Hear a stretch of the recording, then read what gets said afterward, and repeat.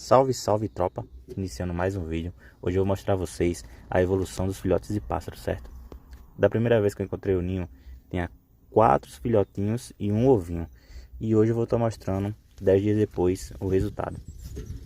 Todos eles cresceram saudáveis e hoje eles já estão quase em ponto de voo. Se assim como eu, você curte esse tipo de vídeo, já chega com o dedo no like, se inscreve no canal. Nele eu mostro meu dia a dia com a Viana, que é um pássaro que eu crio solto, e várias outras aves que tem no canal. Dá uma passadinha lá, prometo que você não vai se arrepender. Valeu!